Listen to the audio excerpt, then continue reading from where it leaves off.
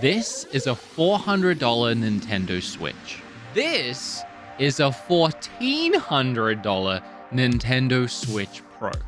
Well, kind of. And if you're having deja vu, it's because we have been here before when we talked about this $1,000 Nintendo Switch Pro. This is an Neo, and we talked about this once already. It's a console that was designed to be a Nintendo Switch Pro. They even said that in their own Kickstarter for the console. But that came and that went, and we talked about that when we talked about that. Then we heard about the Steam Deck, which is Steam's answer to the Nintendo Switch. And I think at that point, Neo said, well, now we have to do something else to compete with that too. So they decided to release a very comparable Neo Next Advance. And that's what I have. I say comparable because it is. It's very similar, maybe a little bit more powerful than what the Steam Deck will be. It has its own fun gimmicks and features and a couple of surprises that was personalized just for me, apparently. But before I dive in to this thing too much, unboxing this was an experience. Okay, so I assume I've already introed this video, so I don't have to say hello again. Holy crap, this box is heavy. I guess it's about the same size as a Switch box. Then again, maybe not. Quite a bit bigger, honestly. And they sent me a dock, but apparently this dock is to work with this Neo, and they haven't sent the dock for this one yet. Please put on gloves to open? Wait, what kind of surgery process is this? I don't... There's gloves! I'm so glad I recorded this. All right, okay. This is a very expensive machine, so I guess I gotta be honest, I'm probably gonna end up playing this on the toilet with my grubby poop fingers, so I'm not really too worried about it. Oh, oh, damn!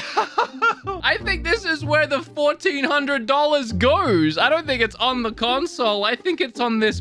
I have never seen a nicer box. I am beside myself with this box. It's glass. That's why they want you to wear gloves. This is the fanciest console I have ever unboxed. All right, I got a terrible camera angle here. I apologize. Ooh, my lord, this is fancy. No way! Oh, they have gone all out to impress me this time. Oh my god. They saw that my last video got 1 million views, didn't they? It says my name. You have to be kidding. That's so nice. I don't know why I'm trying to show the camera like I'm not gonna get B-roll of it. Oh my gosh. Okay. I gotta be honest, I haven't even seen a picture of this thing yet. Okay. Okay. All right. This is very different to the last model. Oh, they personalized the console. Thank you. What the heck? All right. Well, I think from here, it's mostly gonna be me, you know, setting up a Windows device and installing Steam and downloading games. Sometimes my job is really fun. Before we talk about anything else, a question you might have is, what's the audio quality like on this thing? Different shirt and I shaved. Well, we can talk more about the speaker quality later in the video, but first I want to say, when you start running games like Sea of Thieves or even Red Dead 2, the inbuilt fan starts to kick up like a jet engine, and sometimes it'll overpower the game volume.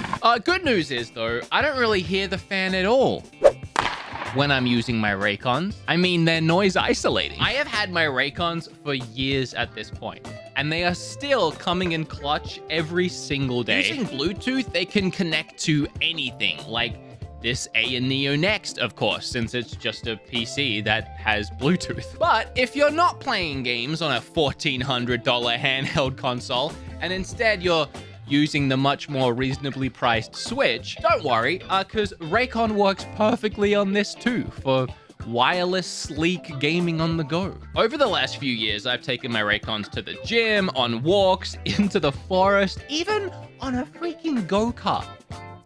Probably not the safest idea.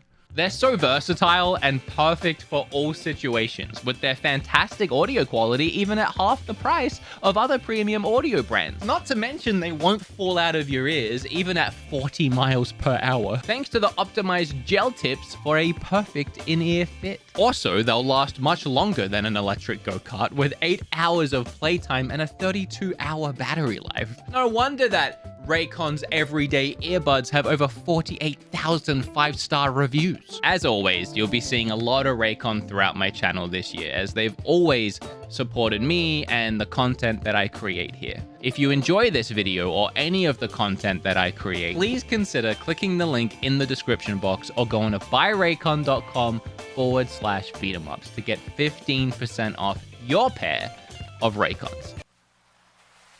Sorry. I loaded up Sea of Thieves for this ad read, and I'm just always amazed at how great this game looks. Okay. Now, I said this last time, and I'm gonna repeat it this time. This video is not sponsored, at least not by AYANEO. Thank you, Raycon. They did, however, send me this unit for free as a product review, just like they did this one. But just because they sent me this, it doesn't mean I'm gonna lie or say anything I don't believe, just like I did in this video when I said that I liked it, but it also kind of sucks. So to prove again that I'm not being told to say anything or hide anything, I'm gonna let you know something. This $1,000 console we reviewed already on this channel that I played for maybe 8 hours after that video, it's broken. Yeah. No, it's not. No, it's not, actually. Hi, this is me from like 2 days later. I'm really tired. This video is supposed to go up tomorrow, and I made a mistake. Turns out, it very specifically needs the AYANEO charger, which I lost. As I was editing this today, I grabbed the new charger, and now it turns on, which is actually very helpful for the video. But I'm leaving in the fact that I couldn't get it to turn on for dramatic effect. But also because when I shot this whole video, I had it in the back of my mind that the last one broke. So I went in with a relatively negative vibe, thinking I couldn't really promote this thing and that maybe this one will break too, which definitely improves my end opinion on this. So I'm gonna leave the video as it is, because everything I say from here is true. But this me is gonna come back at the end with my new final thoughts, because my old final thoughts are irrelevant now. Okay, so we're gonna take a look at everything this can do, because I still find the concept of this very exciting. Things like this get me excited for what Nintendo could do next. One of the cool features this one has is this button at the top is not only the power button, but it's also a fingerprint scanner. So my console is locked to my fingerprint, and that's a really nice little feature that I really appreciate. These two buttons on the bottom right here are so much nicer and more condensed than whatever the heck the billion buttons on this thing was. I like that this is just pretty straightforward. Start select on the left, normal button controls, and then just two buttons over here. So this big one brings up the AYANEO's own quick tool, and if you hold it down, it brings up the AYANEO home whatever. But I really like this. The first one didn't have it. Whatever games you install, wherever you install them, Steam, Game Pass, whatever, they show up in here, and you can almost treat this as just like the home screen menu. I like that. Also, there's a few options in here you can have a look at, like if you go to Assistant, you can look at the hardware information, which is why I wanted to come in here and show you guys. I'm just gonna leave it up on the screen. This is what it has. I'm not a big tech guy. I know that it's powerful. I think it's fairly comparable to the Steam Deck, and honestly, even fairly comparable to the old AYANEO. Other than that, it doesn't. And then the button on the right, it'll like switch between tabs, usually just whatever you had open recently. But then if you hold it down, it brings up the task manager, which is nice. I've been having some issues with the keyboard again on this thing. You can press a button and bring up a keyboard, which is great, works fine most of the time. But often in games, you can't bring up the keyboard while you're playing. In fact, when I was streaming, trying to record footage on Twitch, I was trying to play Genshin Impact, and when I loaded the game up, it wanted me to log in with my email, but every time I tried to bring up the keyboard would overwrite the game and it would like minimize it. Usually when you press, it'll come up with a keyboard. if that doesn't happen, you can bring up this thing and bring up the keyboard. But for some reason, this game decides to minimize when the keyboard comes up. And there was literally no way for me to portably on this thing type in my password. The only way I could solve it is to get my actual keyboard, get a step-down converter to make it USB-C, plug it into this thing, and literally use a keyboard to type in, which isn't ideal for a portable console. Although I will say, I got that step-down converter from the AENEO box itself. Inside the bottom of the box is actually like this fancy box of chocolates-esque guide kind of telling you what flavors you've got underneath. And once you open it up, you have the power cord, the charger, as well as a bunch of other converters. And then it has 2 of this USB-C converters. And then there's even this memorial nameplate base, which I never actually took out. Oh, okay. I mean, that's... All right. All right, let's talk about some of the games. I've done my best, once again, to record gameplay of this thing without having a dock. I still can't natively record anything off this thing, so I'm still using this $20 Amazon dongle. I mean this honestly.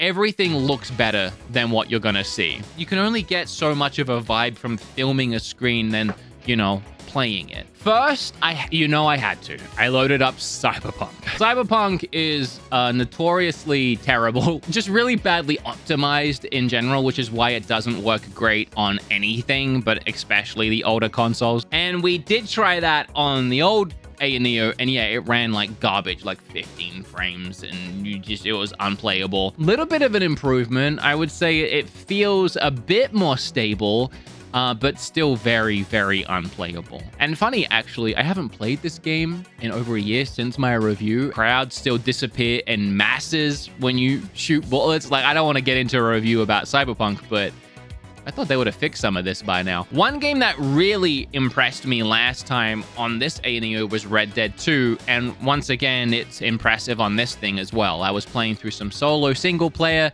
as well as jumping online, around 25 to 30 FPS, so we're still not, I wouldn't say we're still at, even on low settings, I feel comfortable saying this is a smooth Red Dead 2 experience. It's so close. Witcher 3 is a fun one, because we have that on Switch, and while it runs smooth, it's still a very ugly game on the console. I mean, it just looks like an oil painting. So it's fun loading it up on this, because on here, it's fantastic. Really nice, consistent 30 FPS. Gorgeous looking, crisp visuals. It looked really nice. Barely any compromisation here with this. Like, I could play through Witcher 3 on this thing perfectly. And something that I think is worth noting too, that's really cool with something like this, with Steam and Game Pass and a lot of these services, your saves are uploaded to a cloud automatically. I mean, I'm diving into my Doom playthrough, which I started on my Xbox, and I'm halfway through the game, but I can jump right straight into where I was on this thing, just cloud saves. No, I didn't have to just sign into my account. That's it. GTA 5 is still a standout. I mean, that game is just very well optimized, but also we're going back to, 360 now. But still, you can run this game on high settings at a fairly consistent 60 FPS. I was actually getting no dips in this either, whereas games like Call of Duty Warzone is awful optimized. Awful game. On the first AENEO, it was unplayable. Visually, it looked terrible, and the frame rates were low and inconsistent. But on this new AENEO Next, it was one of the biggest improvements I've seen out of all of these games I'm comparing. The visual fidelity is much higher, and the frame rates are even going around 40 or 50, but there are dips in the frame rates, making it kind of hard to play. And maybe because I play a lot of shooters on PC, but I really struggled to have any fun playing this portably. Genshin Impact. I really wanted to test that this time. That's a game we have been dying to come to Switch. So it's cool, the idea that we can get a portable console and just DIY it, just do it ourselves. And I did.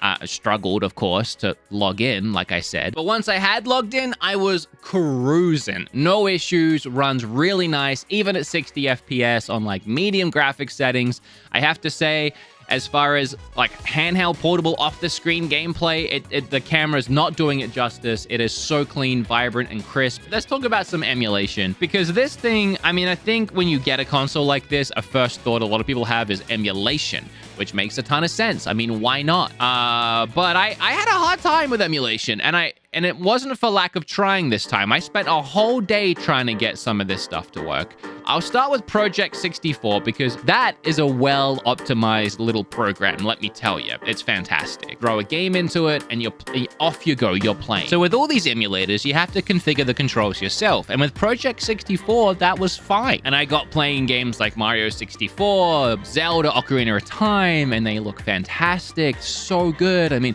Zelda has the fog back that Nintendo Online stripped out of their weird emulation version, so technically it's even a more true to the original version of the game. But when it came to Dolphin emulator, which is for Wii games and GameCube games, I spent hours trying to configure the buttons for this thing, and it just couldn't do it. I went into the button layout, everything registered from the D-pad, analog sticks, triggers, start, select, everything. Even the A button, but for some reason, B, Y, and X just shuts off in Dolphin, refuses to work. It's the weirdest thing. And despite my best efforts and hours of trying, I could not get X, Y, and B to map. So, I mean, I got the games running. I can load up Smash as Captain Falcon, but I can only do Smash attacks. I can't do any specials. No Falcon Punch for this guy. So, I mean, buyer beware. If you're looking at emulating GameCube and Wii games, I don't think you can. You just never know what you're gonna run into. Some things will load up like Doom and be good to go right away. But then I have like Dolphin, where like the buttons don't work. Or I have Red Dead 2. Every single time I open that game, it opens in like a weird corner of the screen. I found a workaround for it. If I switch the screen up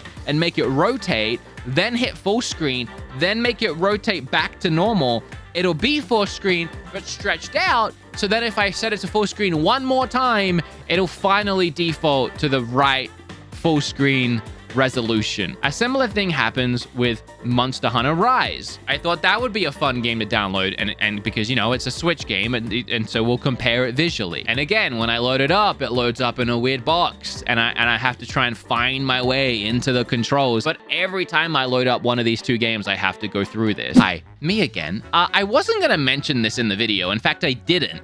But now that I have this working and I've got to use the dock it came with, something that I didn't think was a big issue has become a big issue. Because this is a PC, I can just plug in an Xbox controller and it's plug and play, good to go. But half of the games refuse to even acknowledge it. And I've tried updating drivers on the A and Neo, I've updated the controller, I've tried everything. All of Game Pass, ironically, will not recognize an Xbox controller, which is why all of those games I'm playing handheld. Steam seems to work fine with it, but Witcher, which is running off of Steam, will not recognize the controller. I wasn't gonna mention it because I figured, who's gonna be using a controller anyway? It's a handheld device. But I realized, actually, if you're plugging it into a dock, you need to use a controller. Unless you want to sit at the dock and use the console while staring up at the TV. I mean, if you want to buy one and try and fix it, go for it, but I can't. Although speaking of Monster Hunter, when I finally got it working, it looks amazing. Although I don't know what the heck is happening on this screen. I mean, honestly, it looks very comparable to the Switch, but if you just put glasses on, I mean, I can see details I couldn't really see before. Just really cleans it up and runs at 60 FPS. I accidentally skipped ahead because I wanted to stay in emulation to talk about Breath of the Wild. Some of y'all are gonna hate me. In the last video, I tried to get Breath of the Wild on this. I don't know what I was doing. I was trying to rush it. I couldn't get it to work. It was very important to me that I got it to work this time, and I did. I got it to emulate. Not only that, I threw some mods on there. Sorry, Nintendo, but what you gonna do at this point? I got some reshader mods. I changed Link to Linkle. If you don't know the story behind that, I have videos on my channel about modding Breath of the Wild, but don't tell Nintendo. And sure enough, it looks incredible and plays really nice. And there's more freedom to customize it there however you want, which also goes without saying, but the emulator I use for that is a Wii U emulator, so any Wii U games you want to play, you can load them up on this bad boy and they all work great. It works with the inbuilt controls, worked with my 360 controller. Yeah, Breath of the Wild was really cool. I tested a lot of games. I'm telling you, I really wanted to put this thing through some paces. So quickly, I tested Halo And I was surprised to get about 25, 30 FPS. It was more 30 with some dips down to 25. It was consistent. It was all on low settings, but even still, the game looks pretty nice. That's the thing with this screen too, is even games all the way on low, when you slam it down to this screen, you can't really tell how bad it looks, if that makes sense. You can't tell how low the resolution is when you only have a screen that's 7 inches wide to tell. So Halo was very playable. The only thing was extremely long load times. Like, starting the game takes several minutes. Long time. Although I want to make clear that literally everything else I played loads surprisingly fast. It's just Halo for some reason. Sea of Thieves is a go-to for me when testing anything, just because that game is gorgeous. And sure enough, yeah, it works really nice on this thing. Actually, I even turned the settings for Sea of Thieves up to ultra, as high as they could go, and I was still getting a locked 30 FPS. If you can believe it, what you're seeing right now is recorded footage from my handheld, not like an Xbox One. Then I wanted to do a couple of games that were on Switch that on Switch run terribly. I figured that would be a fun experiment. So the first one was Apex. Apex is, in my opinion, is not playable on Switch, but more than anything is hideous. And I really wanted to test it on this. I was blown away by the, again, fidelity, how great the game looked, and the fact that it was running at a really like locked 30 FPS. Extremely playable. Way more than Warzone, and definitely more than Apex on Switch. And then, of course, Outer Worlds, which is another game that looks like an oil painting and is fairly unplayable on Switch. But here, it looks amazing. I mean, for one, the sky is back where it's supposed to be, but everything looks nice visually. And I believe, again, that was 30 FPS, but very steady and, yeah, fun. And with it being on Game Pass, again, I can bounce between my Xbox and this thing whenever I want. So those are all the games I tested. And with the 2 terabyte internal storage, every one of those games is still installed on this, like all at the same time. And I think I have almost a terabyte, maybe a bit less left, but still, that's crazy. And if you're not into installing games that take up hard drive space, you could try streaming, maybe. So I thought it would be a fun experiment to try streaming Cyberpunk from my PC. So my beefy PC running it at 60 FPS, streaming it to this. I used Moonlight for that, and I have to say that was surprising. I was streaming it at 60 FPS. The visual quality was really great, honestly. I mean, it looked very comparable to what I see on my PC screen, and the input delay was minimal. I liked it. The thing is, though, I didn't bother testing too much more of that because that's something Moonlight even you can do on a phone. Like, I could play Cyberpunk on my phone using my PC and probably get similar results. So I don't think it's really a selling point of a $1,400 console to say, well, you could just stream everything to it because, yeah, you can do that with a $400 console. I'm back. Before we talk about my very final thoughts, I realized I didn't talk about where to buy this thing. And that's because I don't know. I don't know why I've been wearing my headset this whole time. I am very confused. So they said they were going to officially release the AO Neo Next on the 5th of January and send out some prototypes to people in advance for review. They did this part, but I can't find the AO Neo online anywhere. They also said they're preparing an indie and crowdfunding pre-order campaign for the AO Neo Next and the Next Pro. So is it getting crowdfunded? Is it out? I don't know. But my final thoughts on it, in case you want to try and figure out how to buy one eventually, I do like it.